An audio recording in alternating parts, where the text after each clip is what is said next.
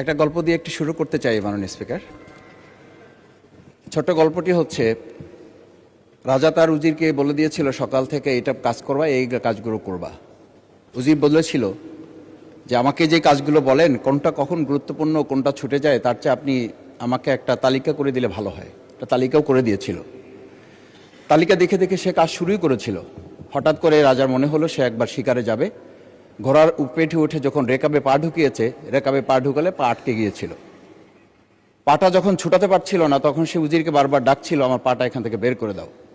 পাটা বের করতে যাচ্ছিল না উজির, কারণ উজির বারবার খুঁজছিল যে তালিকাটা করে দেওয়া হয়েছিল সেই তালিকার মধ্যে পা আটকে গেলে ওটা বের করে দেওয়ার বিধান ওখানে আছে কিনা। শেষ পর্যন্ত রাজার পা আর ওখান থেকে বের করা যায় নাই এবং রাজাকে মুক্ত করা সম্ভব হয় নাই বলে আমরা গল্পে জেনেছি। ঠিক আমার কাছে আজকে সংসদ এরকম একটা গল্পের মতো মনে হয়।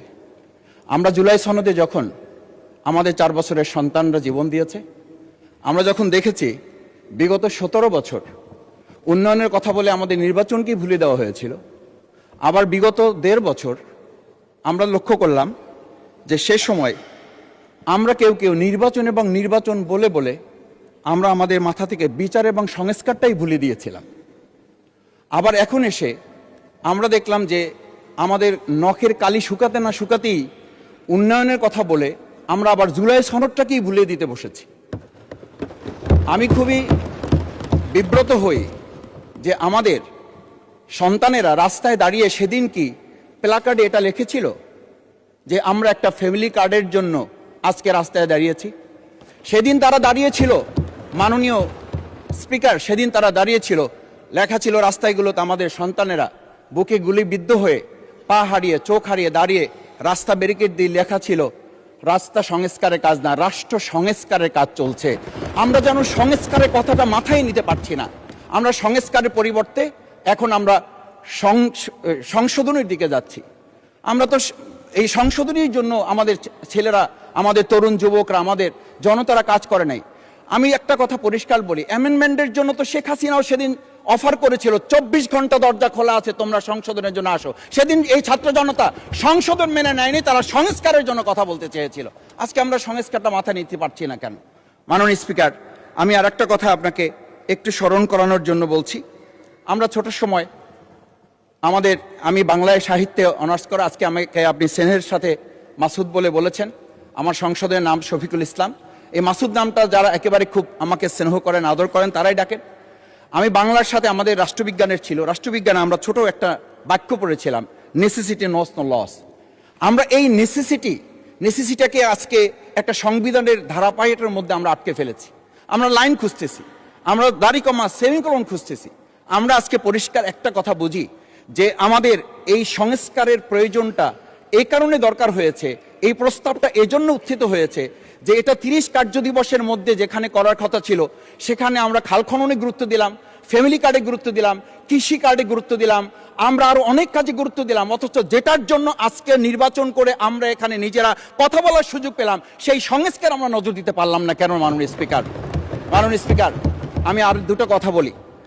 আমরা আমাদের প্রিয় মাতৃভূমি বাংলাদেশ, এই বাংলাদেশের সামগ্রিক প্রয়োজনকে সামনে রেখে আমাদের একটা কথা মাঝে মধ্যেই বলতে হয় যে আমরা যখন এই রাষ্ট্র সংস্কারের কথা, আমাদের সংবিধানের ধারাগুলোর কথা বলি, আমাদের কাউকে আমরা এই কথা বলতে শুনি যে গণভোটে যে 4টা বিষয় উল্লেখ করা হয়েছে, আমাদের এই 70% লোকরা ভোট দিয়েছে, 51% সরকারি প্রতিনিধিত্ব করছেন।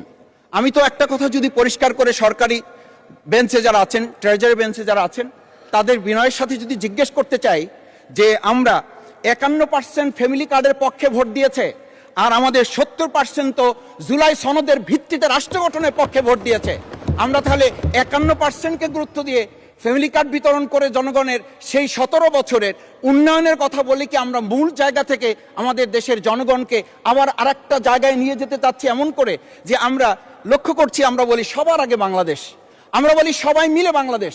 আমি তো তা লক্ষ্য করছি না। আমাদের আশঙ্কার জায়গাটা, আমাদের উদ্বেগের জায়গাটা, উৎকণ্ঠের জায়গাটা মাননীয় স্পিকার ওইখানে যে 11টা সিটি কর্পোরেশনের প্রশাসক বদল হয়েছে। আমরা কি লক্ষ্য করলাম না সবাই মিলে যদি বাংলাদেশ হয় তাহলে সরকারি দলের বাইরে একজন যোগ্য লোক, সৎ কি মানুষ ওখানে খুঁজে পাওয়া গেল না? মাননীয় স্পিকার আরেকটা কথা বলি, 42টা জেলা প্রশাসক বদল হয়েছে। মাননীয় স্পিকার, এই পাশ থেকে প্রায় কথা বলি যে এখানে বলা হয়েছে যে মানে আমরা সবাই মিলে বাংলাদেশ, সবার বাংলাদেশ যখন বলি, সবাই মিলে দেখি টেবিল চাপড়িয়ে আমরা এই মহান জাতীয় সংসদকে খুবই সরগরম করে ফেলি। এই 42টা যে জেলা প্রশাসক নিয়োগ হয়েছে, এই জেলা পরিষদে গোটা বাংলাদেশের মধ্যে আজকে এখানে যে কমিটি হয়, সেই কমিটিতে আমরা বলি ন্যায্যতার ভিত্তিতে আপনাদের থেকে 2 জন দেন, 1 জন দেন।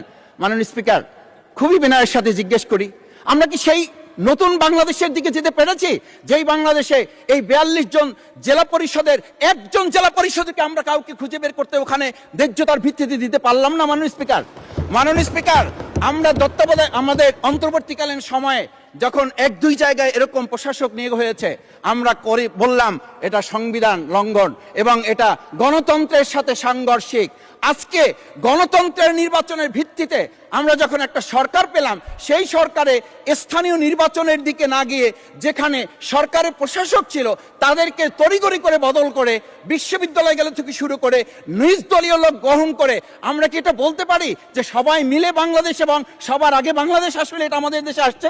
আমরা বলতে পারি না বিধায়ী আজকে জুলাই সনদ বাস্তবায়ন এবং তার ভিত্তিতে আমাদেরকে এখানে শপথ গ্রহণ করানো হয়েছে। আমাদের এই ট্রেজারি বেঞ্চ থেকে আমাদেরকে বলা হয় এটাই নাকি অবৈধ হয়েছে। অবৈধ একটা কাজ জাতীয় সংসদে আমাদের কাছে কাগজ প্লেস করেছে কে? যারা প্লেস করেছে তাহলে তাদেরকে তো আগে আইনের আওতায় নিয়ে আসা উচিত। এই অবৈধ কাজে আমাদেরকে কারা সহযোগিতা করেছেন? এই অবৈধ প্ররোচনা আমাদেরকে কে দিয়েছেন? এটা তো আমরা জোর করে কেউকে ঘরের পকেট থেকে আমরা নিয়ে আসি নাই। মাননীয় স্পিকার, আমি তো বাউফল থেকে আমার এই মানে সংস্কারের শপথের জন্য আমি তো কাগজ বাউফল থেকে নিয়ে আসি নাই, এখান থেকে দেওয়া হয়েছে। মাননীয় স্পিকার, সবশেষ বলবো, আসুন সময় থাকতে নাহলে